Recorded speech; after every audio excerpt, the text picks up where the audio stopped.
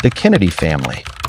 Power does not always arrive loudly. Sometimes it builds quietly, inside families, across generations.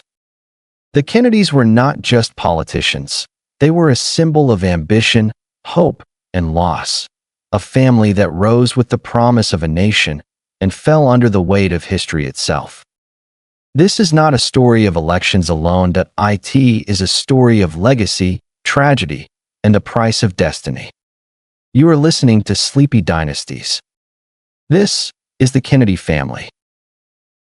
The American dream wrapped in tragedy. In the history of the United States, few family names evoke such an immediate mixture of admiration, nostalgia, fascination, and unease as the name Kennedy.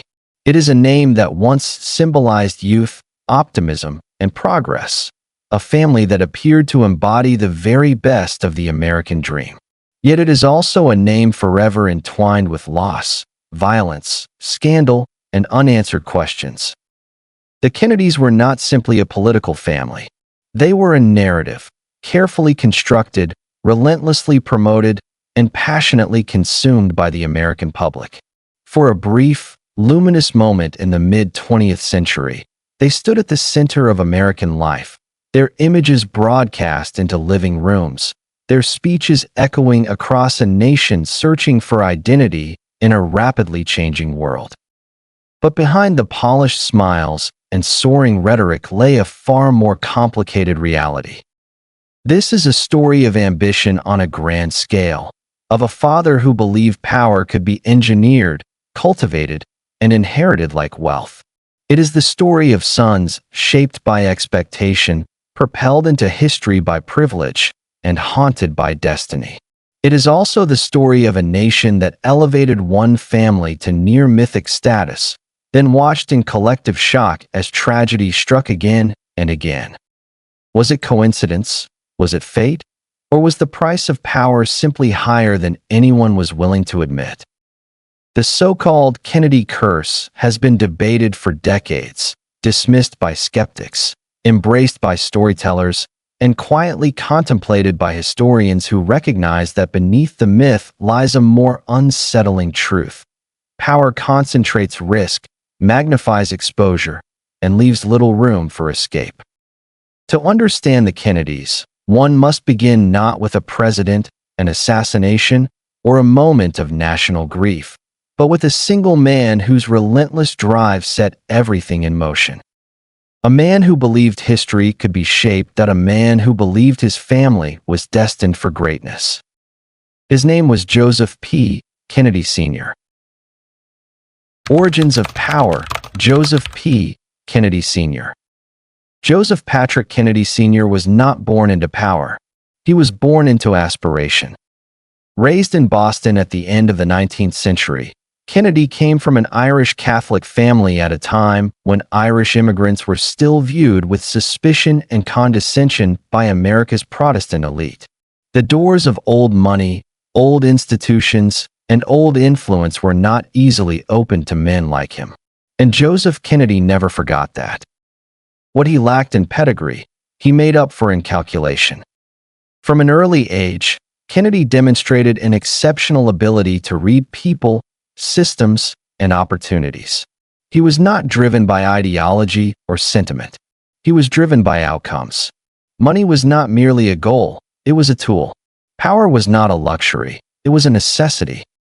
Kennedy's rise began in finance and investing, where he showed a talent for navigating markets that were still loosely regulated.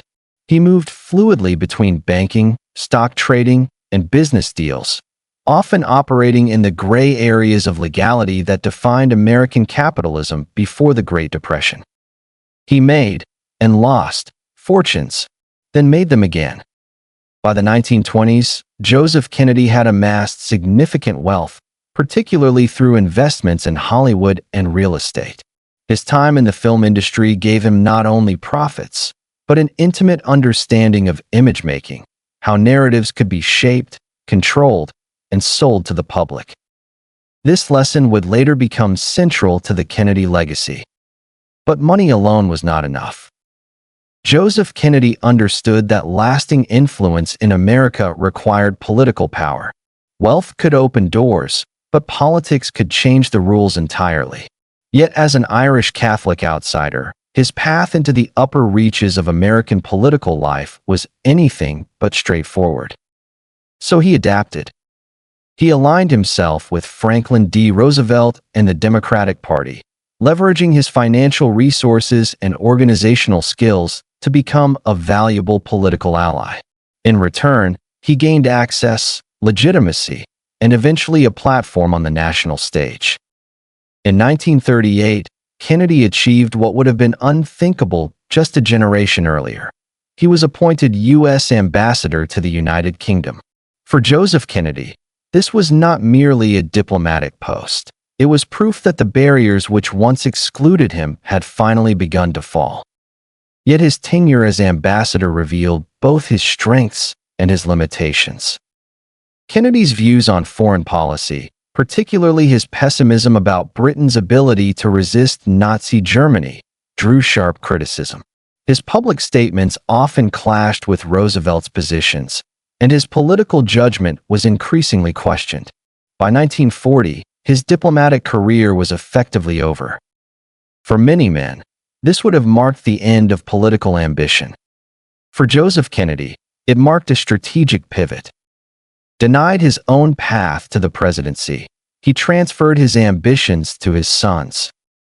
Joseph Kennedy did not merely encourage his children to succeed, he engineered their futures.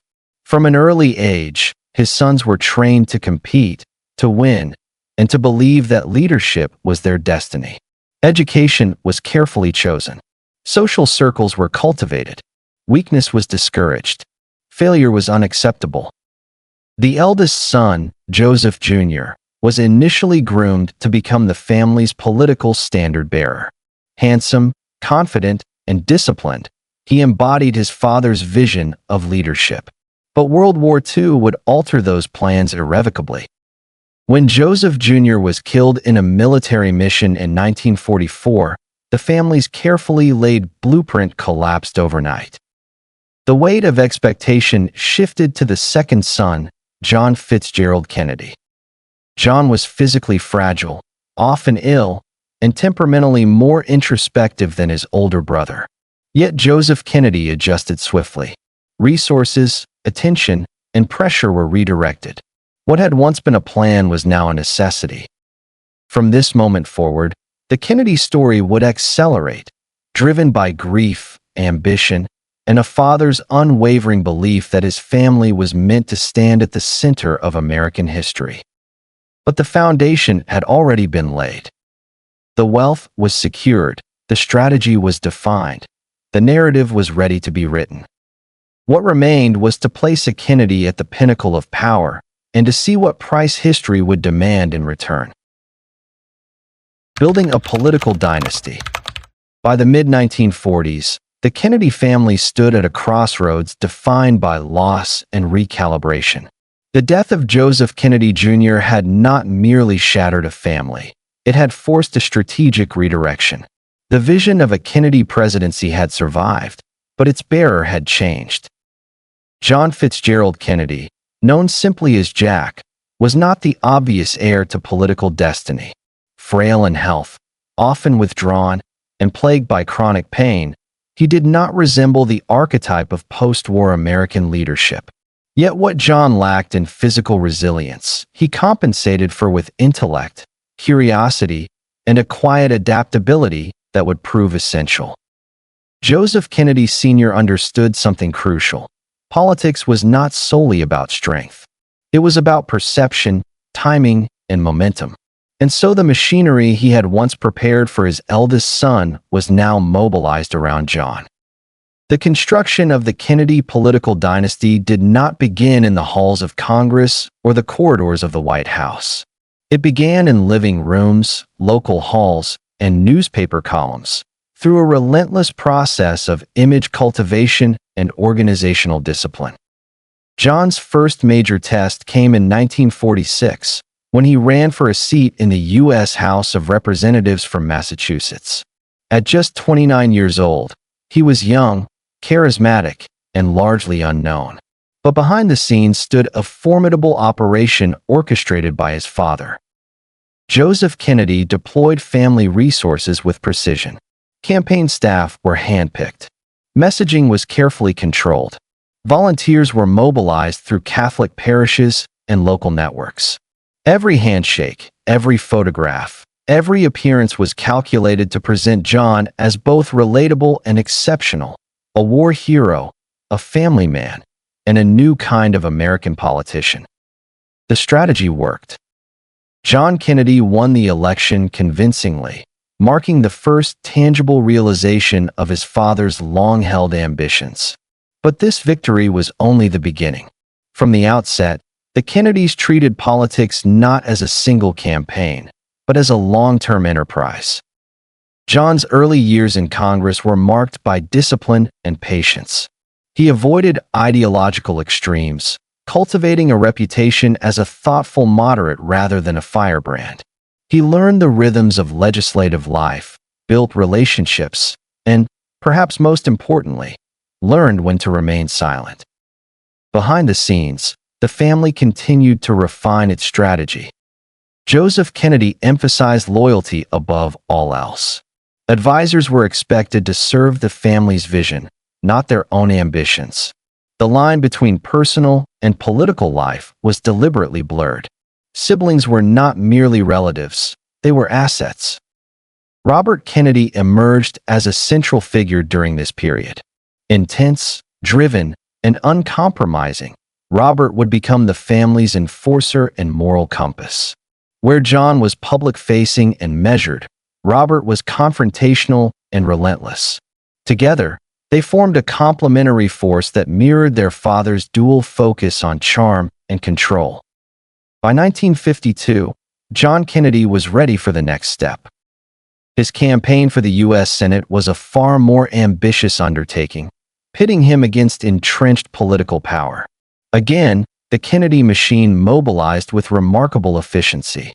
The campaign emphasized youth, energy, and renewal, subtle contrasts with an older political establishment perceived as stagnant.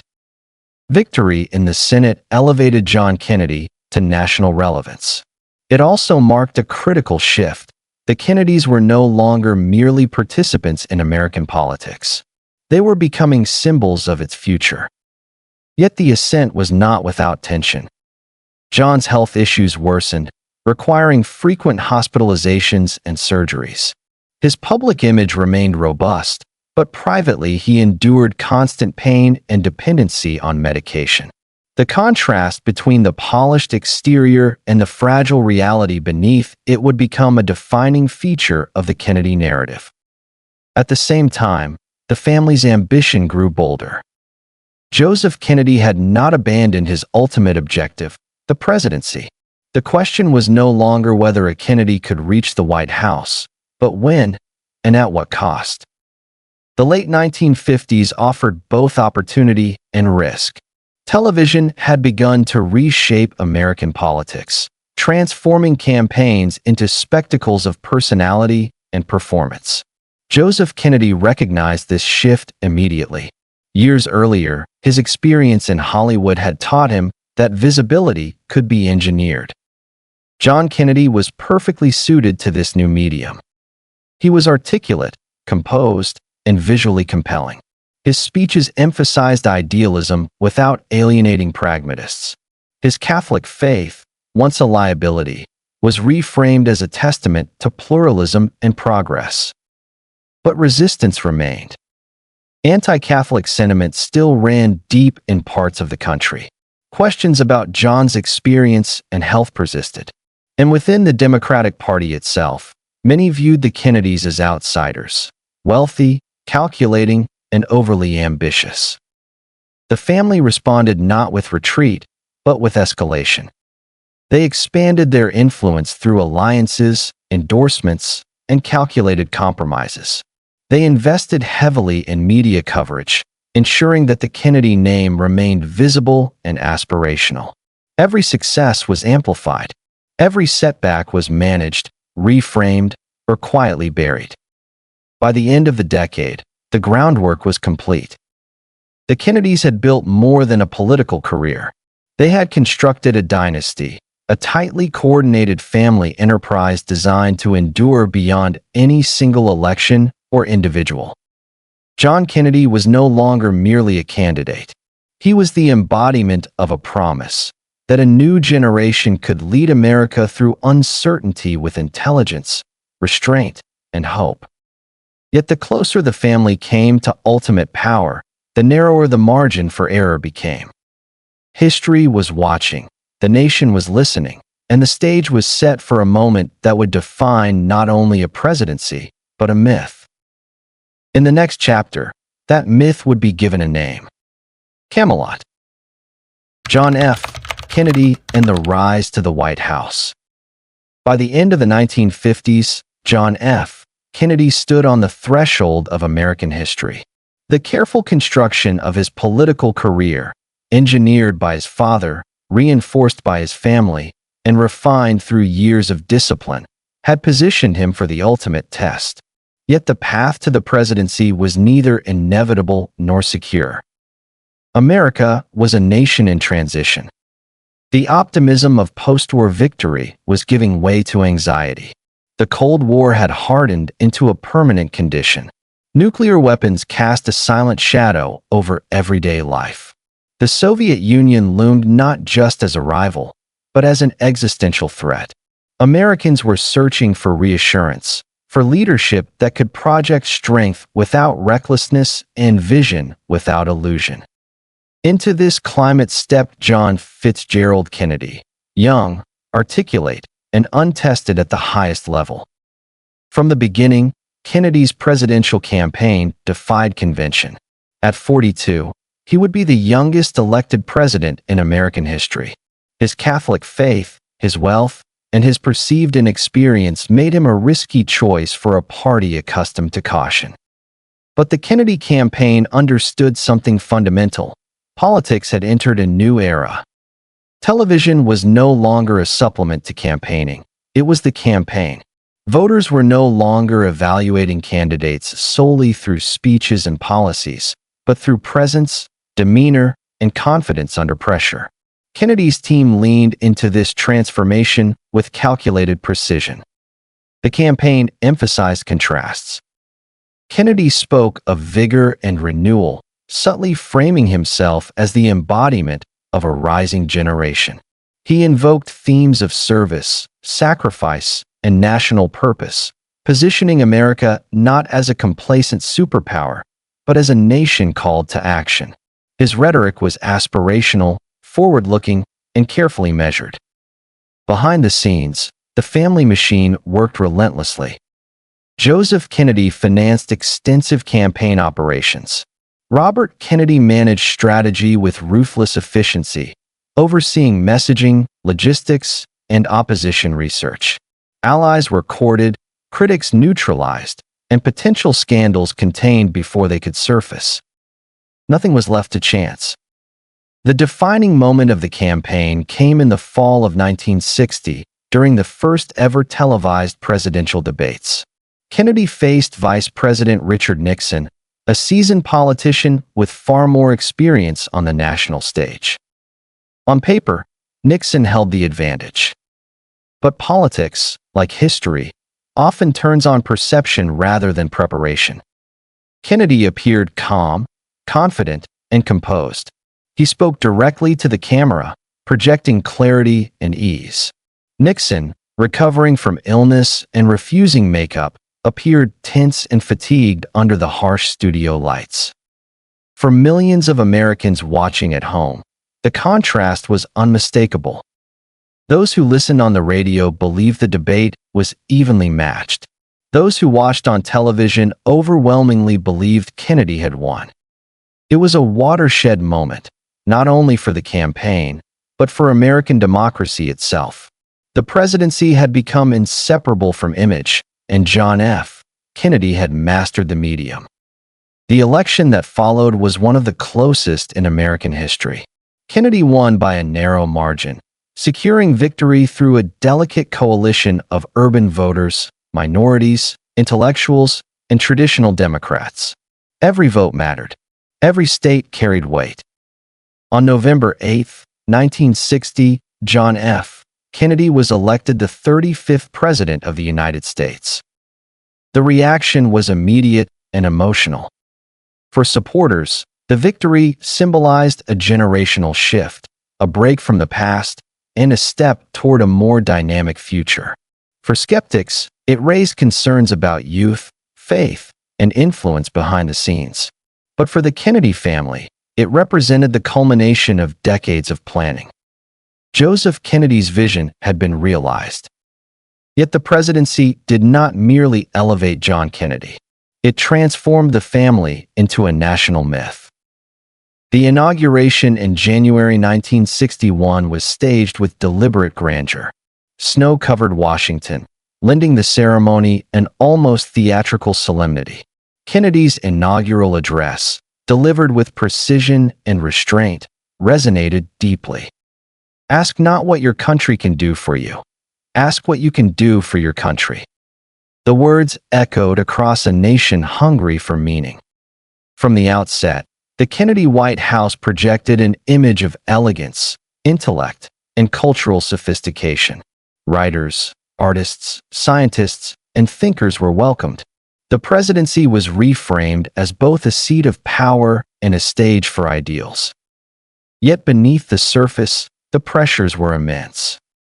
Kennedy inherited a world on the brink of conflict. His administration would face early tests that exposed the limits of image and the unforgiving nature of power. The Bay of Pigs invasion, Cold War confrontations, and internal divisions would challenge his leadership almost immediately. Still, for a brief and brilliant moment, America believed. Believed in youth, believed in progress, believed that history itself could be bent toward hope. This belief would soon be given a name, one borrowed from legend and romance. In the next chapter, the Kennedy presidency would reach its symbolic peak. And America would call it Camelot. Camelot, image, charisma, and illusion. The idea of Camelot did not emerge during John F. Kennedy's presidency. It was born after his death, crafted carefully, deliberately, and with emotional precision. Yet the raw material for the myth had already been laid while he was alive. Camelot was not a place that it was a feeling. It represented youth and power, elegance and leadership, and the belief that intelligence and idealism could coexist at the highest levels of government. It was a narrative that transformed a presidency into a legend and a family into symbols. At the center of this image stood John and Jacqueline Kennedy. The First Lady played a role as crucial as the president himself. Jacqueline Kennedy redefined the public perception of the White House, turning it into a cultural and historical stage. Her restoration of its interiors, her emphasis on art, history, and refinement, and her impeccable public presence projected an aura of sophistication unseen in modern American politics. Together, the Kennedys appeared to embody a new aristocracy, American, democratic, yet unmistakably elite. The White House became a gathering place for writers, musicians, scientists, and thinkers. Nobel laureates dined alongside politicians. Poetry readings and cultural discussions entered spaces once dominated solely by policy and power. This fusion of governance and culture reinforced the sense that America was entering a golden age of leadership. Television amplified everything. The Kennedy administration understood the camera instinctively. Press conferences were staged with clarity and confidence. Kennedy's wit and composure played well on screen. He appeared relaxed, in control, and intellectually agile, qualities that reassured a nation living under the constant threat of nuclear war. But Camelot was as much about what was concealed as what was revealed. Behind the polished image lay a presidency under relentless strain. Kennedy's health issues were severe and persistent. Chronic back pain, infections, and autoimmune complications plagued him throughout his time in office. He relied heavily on medication, treatments, and medical supervision, details carefully shielded from the public. Strength was projected. Vulnerability was hidden. The same duality extended to Kennedy's personal life. His private behavior stood in stark contrast to the moral idealism associated with his public image. Affairs, secrecy, and recklessness existed alongside speeches about responsibility and sacrifice. The administration worked tirelessly to keep these contradictions from becoming public knowledge. The myth demanded protection. Camelot also simplified complexity. Kennedy's presidency was often remembered as a time of clarity and moral purpose, but the reality was far more ambiguous. Policy decisions were constrained by geopolitical realities, internal divisions, and imperfect information. Successes and failures were intertwined. The Cuban Missile Crisis, often cited as Kennedy's finest hour, brought the world closer to nuclear catastrophe than ever before. The calm resolution that followed was real, but so was the terror that preceded it. The image of control masked how fragile the situation truly was. Yet perception prevailed. For the American public, Camelot offered reassurance during a volatile era. It suggested that leadership could be intelligent rather than authoritarian, charismatic without being cruel, modern without abandoning tradition. This belief mattered. The Kennedys understood that symbols shape memory, and memory shapes legacy. Camelot was not propaganda in the crude sense. It was a narrative framework that allowed Americans to make sense of uncertainty. But every illusion carries a cost. The pressure to maintain the image intensified scrutiny, constrained honesty, and elevated expectations to impossible heights. The presidency became not only a governing role, but a performance that demanded constant perfection. Within the family, Camelot deepened the fusion between personal identity and public duty. Individual desires were secondary to the preservation of the myth. Loyalty was non-negotiable. Silence was often required. And as the image grew brighter, the shadows lengthened. On November 22, 1963, Camelot would not fade gradually. It would end violently, shattering the illusion in an instant and freezing the Kennedy presidency forever in time. Youth would never age. Mistakes would never fully surface. Hope would remain untested by longevity. In death, John F. Kennedy would become what no living president could ever be: untouchable. The myth would harden, the questions would multiply, and the nation would be left to mourn not only a man, but an idea. In the next chapter, the illusion would collapse, and America would confront the moment that changed everything. The assassination that shattered a nation. November 22, 1963, began as an ordinary political day. President John F. Kennedy arrived in Dallas, Texas, as part of a routine campaign visit ahead of the 1964 election. The purpose was straightforward: to unify a divided Democratic Party in a state that had become politically volatile. The atmosphere, at least on the surface, appeared welcoming. Crowds gathered along the motorcade route. Smiles, cheers, and waving hands filled the streets. The president sat beside First Lady Jacqueline Kennedy in an open limousine, exposed and visible, an image of confidence and accessibility that had become central to his public persona. It was just after 12:30 p.m. when the sound of gunfire pierced the air. Within seconds, history fractured. Witnesses struggled to comprehend what they were seeing. Some thought the noises were firecrackers. Others froze in disbelief as the motorcade accelerated. Jacqueline Kennedy crawled onto the back of the limousine, reaching instinctively toward her wounded husband. John F. Kennedy was struck fatally. By the time the car reached Parkland Memorial Hospital, the situation was already beyond recovery. Doctors worked urgently, but the injuries were catastrophic. At 1 p.m., the President of the United States was pronounced dead. He was 46 years old. The announcement rippled outward with astonishing speed. Television networks interrupted programming. Radio broadcasts halted mid-sentence. Newsrooms scrambled to confirm what seemed impossible. Within minutes, a nation entered a state of collective shock. For many Americans, the assassination was not merely the death of a leader, it was the collapse of a shared belief. The sense of optimism that had defined the Kennedy years vanished in an instant, replaced by fear, grief, and profound uncertainty. In Dallas, confusion deepened as a suspect was quickly identified.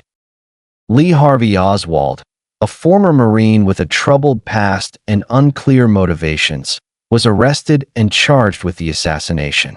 Yet before he could stand trial, Oswald himself was shot and killed, live on national television, by nightclub owner Jack Ruby. The chain of events only intensified public unease. With the accused assassin dead, questions multiplied. Conspiracy theories emerged almost immediately, fueled by contradictions, classified information, and the emotional need for explanations that transcended randomness. Official investigations sought closure, but certainty remained elusive. What was clear, however, was the scale of the loss. Kennedy's funeral became a global moment of mourning.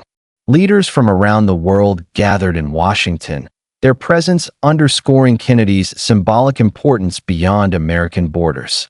Millions watched as Jacqueline Kennedy walked behind the casket, her composure etched into the nation's memory.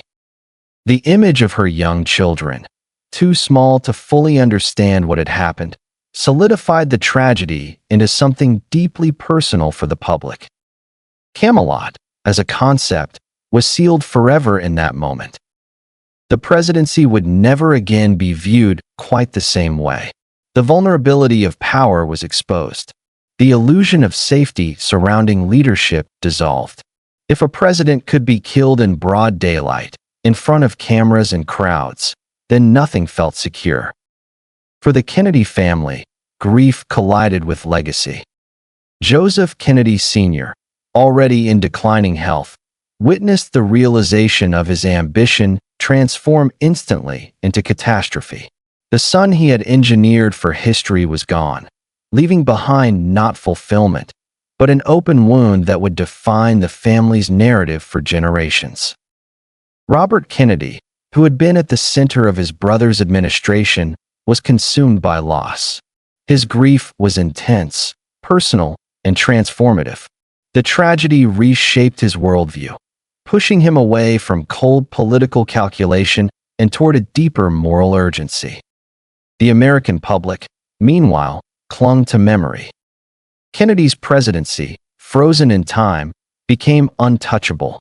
Mistakes softened. Contradictions blurred. His words gained added weight. His intentions assumed nobler dimensions.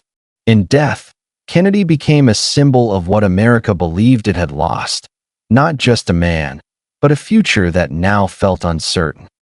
The assassination did not end the Kennedy story. It altered its direction. What followed was not retreat, but re-engagement. The family would continue to seek purpose through public service, driven by the belief that meaning could be forged from tragedy. Yet the shadow of November 22, 1963, would never lift. Every ambition would be measured against loss. Every step forward would echo with memory. Every triumph would carry the weight of absence. In the next chapter, the story turns to a man who refused to let grief paralyze him. A man who would step into the void left by his brother and attempt to heal a broken nation. His name was Robert F. Kennedy. Robert Kennedy, hope, justice, and another loss. In the aftermath of John F. Kennedy's assassination, Robert Francis Kennedy was no longer simply a brother in mourning. He became a man standing at the edge of history, confronted with a choice that would define the remainder of his life. Before November 1963, Robert Kennedy, known as Bobby, had been perceived largely through the lens of power. As Attorney General, he was feared by opponents and respected by allies. He was intense, disciplined, and fiercely loyal. His reputation was that of an enforcer, a strategist, a man willing to fight without hesitation for his family and his president. After the assassination, that image began to change. Grief reshaped Robert Kennedy in ways that surprised even those closest to him. He withdrew from public life for a time, questioning not only politics, but the meaning of power itself. Friends observed a man grappling with loss on a philosophical level, reading literature, reflecting on suffering, and searching for purpose beyond ambition. The tragedy softened him, but it did not weaken him.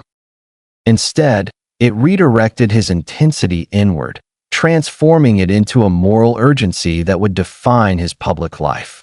Where John Kennedy had projected optimism, Robert Kennedy embodied empathy. Where his brother inspired through rhetoric, Robert connected through shared pain. He returned to politics not as a continuation of legacy, but as an act of conviction. Elected to the U.S. Senate from New York in 1964, Robert Kennedy entered a nation increasingly divided. The civil rights movement had exposed deep racial injustice. The Vietnam War was escalating, fueling protests and generational conflict. Faith in institutions was eroding, replaced by anger and disillusionment. Robert Kennedy chose to engage where others hesitated. He visited impoverished communities, spoke openly about inequality, and listened, often quietly, to those who felt ignored by power. His speeches were not polished performances. They were emotionally charged reflections on justice, dignity, and responsibility. This authenticity resonated. For many Americans, especially young people and marginalized communities, Robert Kennedy represented a different kind of leadership, one rooted not in dominance, but in moral clarity. He spoke about poverty as a national failure, racism as a collective wound, and violence as a cycle that could only be broken through understanding. Yet the Kennedy name continued to cast a long shadow. Supporters saw Robert as the heir to unfinished hope. Critics viewed him as a symbol of dynastic entitlement. Every word he spoke was filtered through memory, of Dallas, of Camelot, of loss unresolved. In 1968, Robert Kennedy made a decision that would place him directly in the path of history. He announced his candidacy for President of the United States. The timing was fraught. America was convulsing with unrest. Martin Luther King Jr. had been assassinated just months earlier. Cities burned. Trust in leadership was collapsing. The Democratic Party itself was deeply fractured. Robert Kennedy entered the race not as a consensus candidate, but as a catalyst. His campaign emphasized reconciliation over division. He spoke of healing a nation torn by violence and fear. He acknowledged suffering without exploiting it.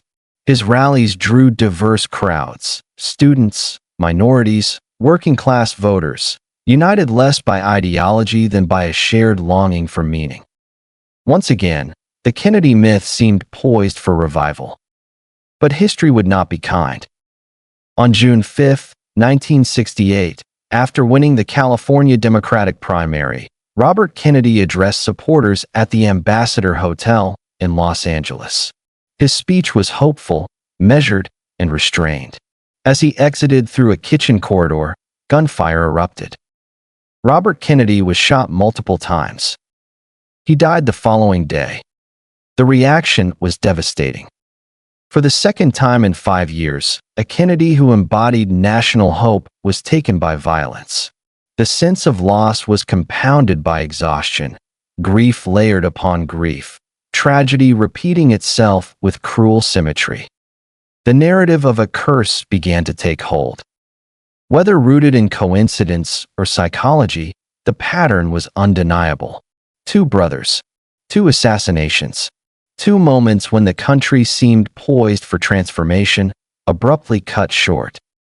For the Kennedy family, Robert's death marked a breaking point. Public ambition receded. The remaining siblings carried forward the legacy in fragmented ways, through advocacy, selective political engagement, and guarded public appearances. The belief that power could be controlled, planned, and inherited had been fundamentally shaken. For America, Robert Kennedy's death closed a chapter of idealism.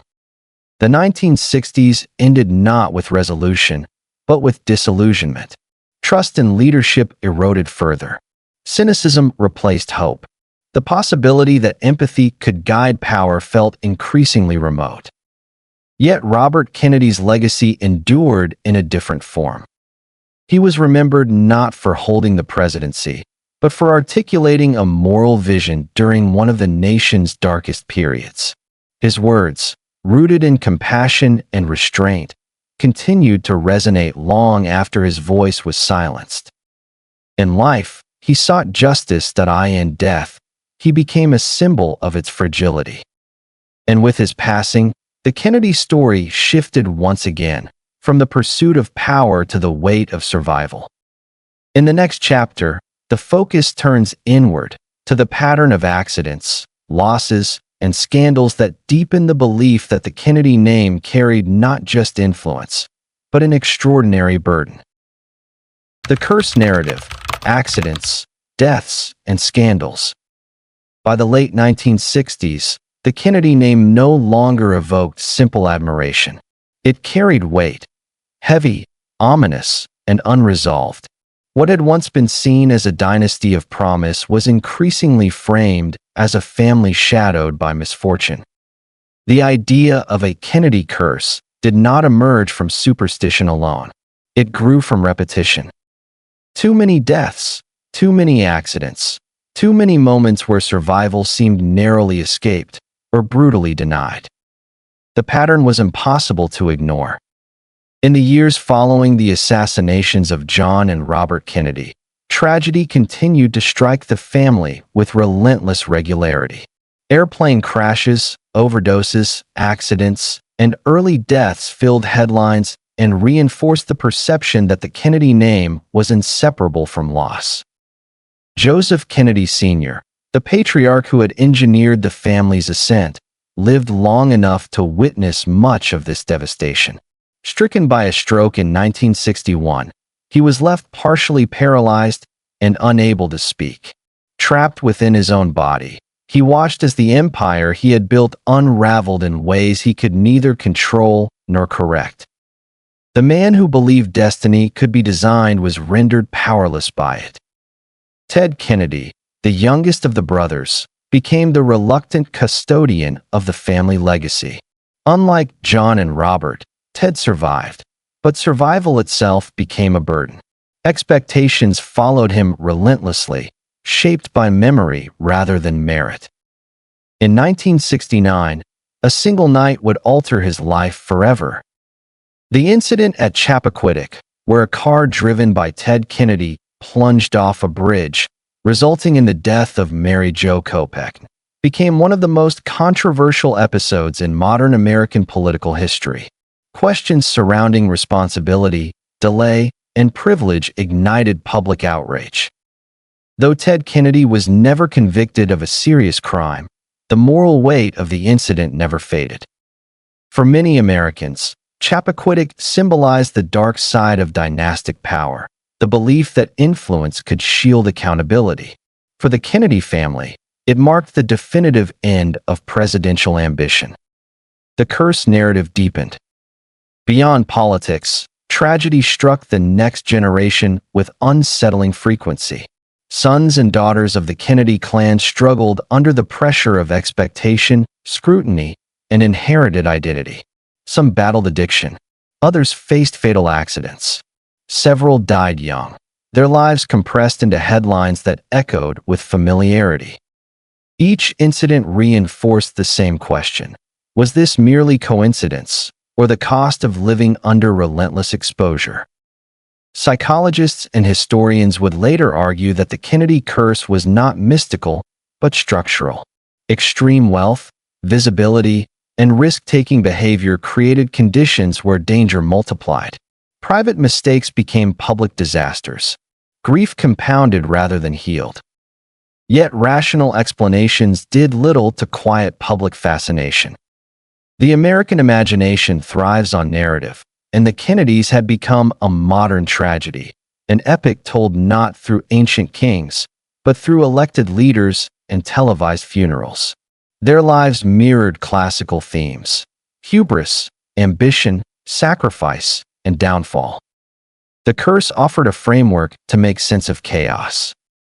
It allowed the public to reconcile admiration with discomfort, empathy with skepticism.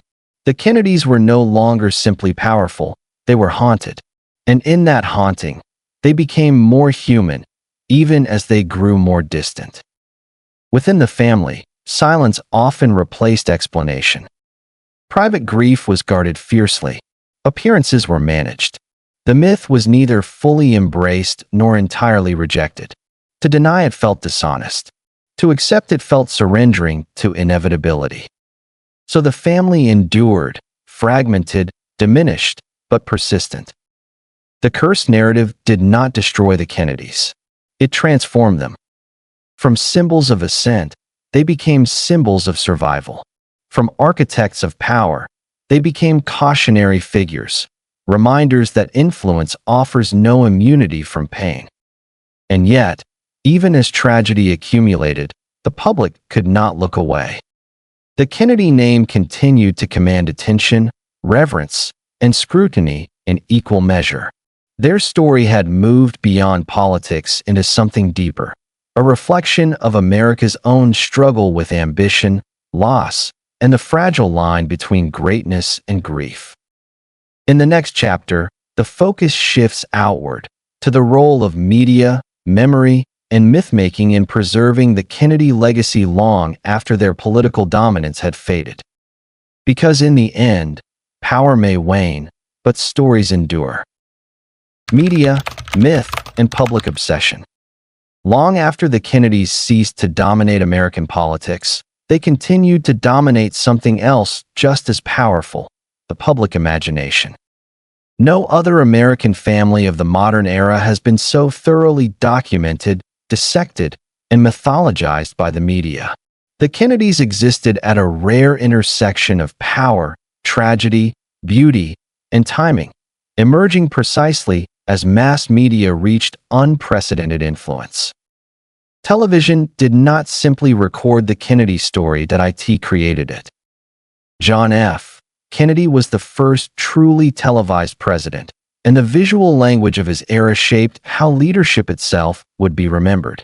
Grainy black and white footage of speeches, press conferences, and state events became cultural artifacts. When tragedy struck, the same cameras that had elevated the Kennedys now immortalized their grief.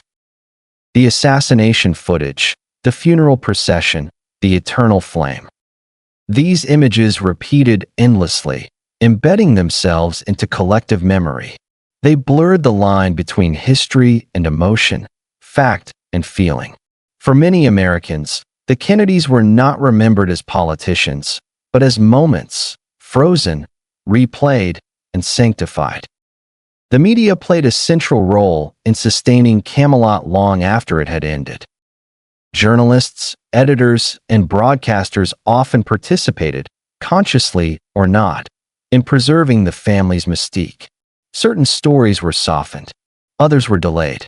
Some were never told until decades later. This selective exposure reinforced the image of dignity and sacrifice, even as contradictions accumulated beneath the surface. But fascination demands fuel. As time passed, the tone of coverage shifted. Reverence gave way to scrutiny. Admiration evolved into obsession. The same media that once protected the Kennedys began to probe them, seeking secrets, flaws, and hidden narratives. Books multiplied. Documentaries revisited old footage. Unreleased tapes, private letters, and medical records surfaced. Each revelation promised to bring audiences closer to the truth, even as the truth itself became increasingly fragmented. The Kennedys became a mirror. For some, they represented lost idealism, a moment when politics seemed noble, leadership articulate, and the future hopeful. For others, they symbolized illusion, a family whose privilege masked moral failure and insulated them from accountability. Both interpretations coexisted. This duality sustained public obsession. The Kennedys were neither saints nor villains, but something far more compelling, unresolved. Myth thrives where closure is absent. The assassinations ensured that John and Robert Kennedy would never age into decline, never compromise their ideals through longevity, never disappoint through extended rule. Their images remained youthful, articulate, and eternally unfinished. Media culture amplified this effect. Hollywood dramatizations blurred fiction and history.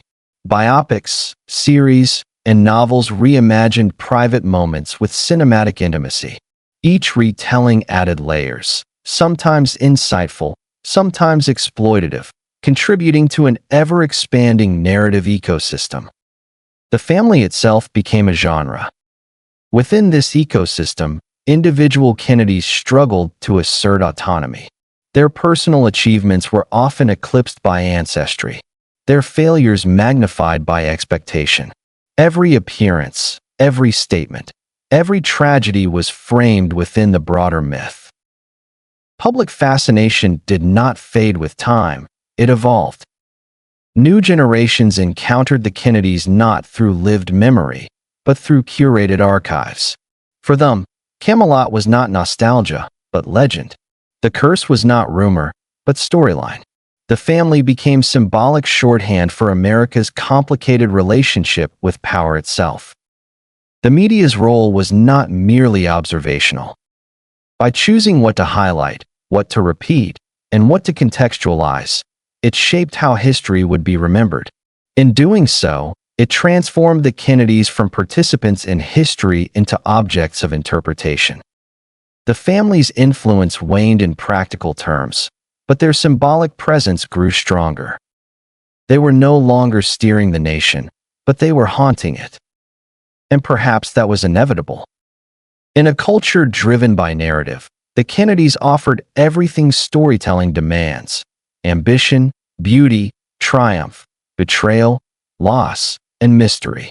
Their lives followed an arc that felt almost literary, too precise, too tragic to be ignored. In the next chapter, the story turns toward decline, not as collapse, but as transition. Because while myths endure, dynasties do not remain unchanged. Power moves, influence shifts, and the Kennedy legacy would have to find its place in a new American reality. The decline of political dominance. By the closing decades of the 20th century, it became increasingly clear that the Kennedy era, at least in its original form, had come to an end. The family name still commanded recognition, but recognition was no longer the same as power. The political landscape had changed.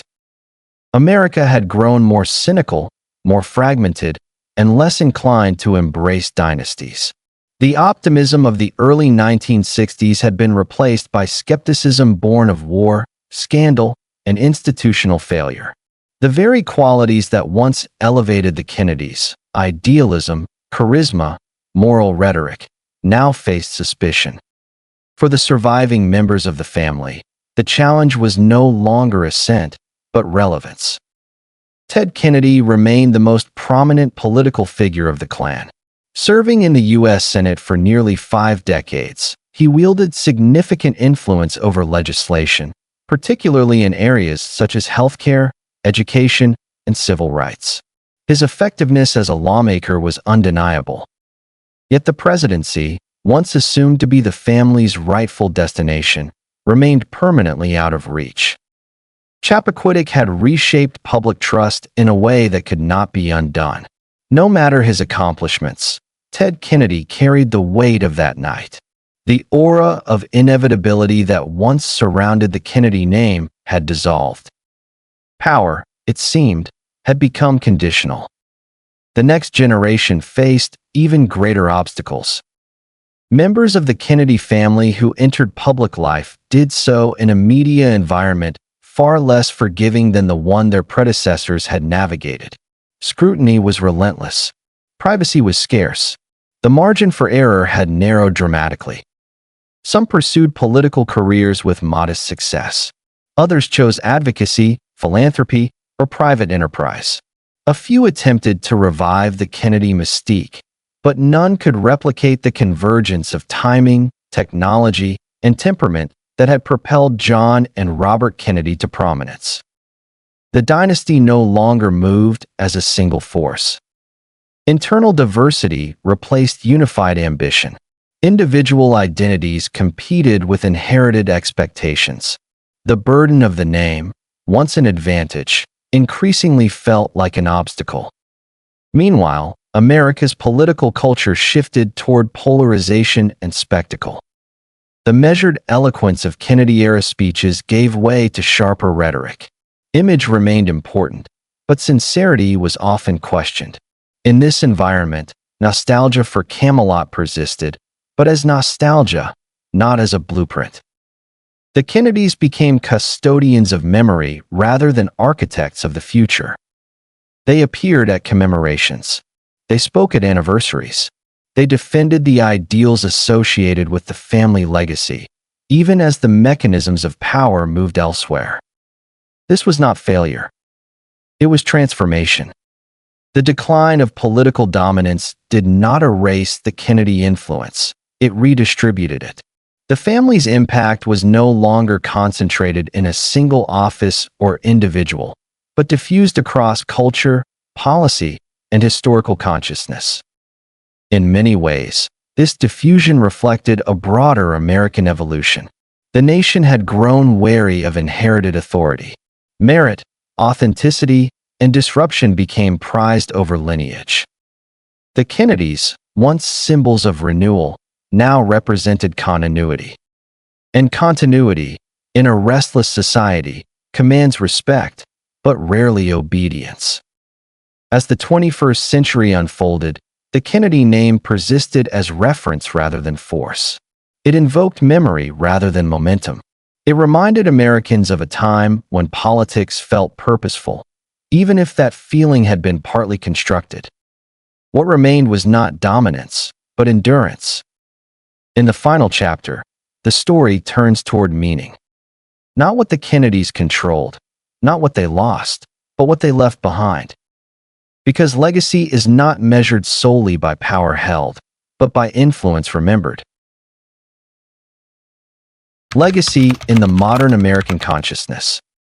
In the end, the Kennedy story did not conclude with a final election, a last speech, or even a definitive loss of power.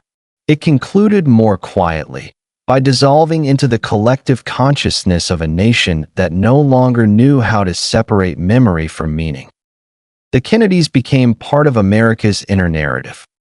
They existed not as a political force, but as a reference point, a way to measure what leadership once felt like, or what it was believed to represent. In classrooms, documentaries, and conversations across generations, the name Kennedy evoked a specific emotional response, a mixture of hope, sorrow, admiration, and unease. This emotional permanence is the family's true legacy. John F. Kennedy is remembered less for policy outcomes than for tone. His presidency, short and incomplete, became symbolic rather than programmatic. He represented aspiration more than accomplishment, a leader frozen in possibility. Robert Kennedy is recalled as conscience rather than authority. He never held the presidency, yet his words and moral urgency continue to resonate in moments of national crisis. He symbolizes the idea that empathy itself can be a form of power. Together, they form a dual legacy: vision and compassion, ambition and restraint. The tragedies that shaped the Kennedy narrative ensured that their legacy would never settle into simplicity. Their story resists closure. It invites interpretation, debate, and emotional projection. Each generation encounters the Kennedys differently, filtered through its own fears and longings. In times of division, they are remembered as unifiers in times of cynicism, as idealists in times of disillusionment, as reminders of what was once imagined possible. The myth endures because it adapts. Modern America, skeptical of dynasties and wary of hero worship, does not seek another Camelot. Yet it continues to look backward, measuring present leadership against an idealized past. In that comparison, the Kennedys remain unavoidable. They are not a model to be replicated, but a moment to be understood. The Kennedy legacy also serves as a caution. It reveals the cost of relentless ambition, the fragility of image-driven power, and the psychological toll of living under perpetual expectation. It reminds us that charisma can conceal vulnerability, and that proximity to power magnifies both success and suffering. In this sense, the Kennedys humanize history. They show that even at the highest levels of influence, control is partial, outcomes uncertain, and fate indifferent. Their story undermines the illusion that power guarantees safety or meaning. What remains, then, is not dominance, but resonance. The Kennedys no longer shape policy, they no longer command elections, but they continue to shape how Americans feel about leadership itself. And that influence, subtle and enduring, may be their most profound contribution. Power, memory, and the price of destiny. The story of the Kennedy family is not ultimately about politics. It is about the human desire to believe that history can be guided, that intelligence, ambition, and preparation can bend fate toward justice and progress. Joseph Kennedy believed this with absolute conviction. His sons carried that belief into public life. A nation embraced it, briefly, with remarkable intensity. And then reality intervened. Violence, chance, error, and loss dismantled the illusion of control. What remained was memory, layered, emotional, and unresolved. Perhaps that is why the Kennedy story endures. It speaks to a universal tension between what we plan and what unfolds, between the identities we construct and the truths we cannot escape. The Kennedys remind us that greatness and vulnerability often coexist, and that the pursuit of destiny demands a price that cannot always be calculated in advance. Their lives caution against myth, but also against forgetting. In remembering the Kennedys, America remembers a time when leadership felt personal, when hope felt articulate, and when the future seemed open enough to be imagined differently. That memory may not guide policy, but it shapes longing, and longing shapes history in its own way. The Kennedys did not conquer destiny. They confronted it. And in doing so, they left behind not answers, but a story that continues to ask questions long after the voices have fallen silent. Closing the Kennedy chapter. The story of the Kennedys does not end with power gained or lost. It ends with memory and questions that still remain unanswered. Their legacy reminds us that influence does not protect from fate, and that even the most carefully built dreams can fracture in an instant. If this story stayed with you, if it made you reflect on power, ambition, or loss, consider subscribing to the channel. Because the Kennedy story is not unique. Another dynasty is waiting.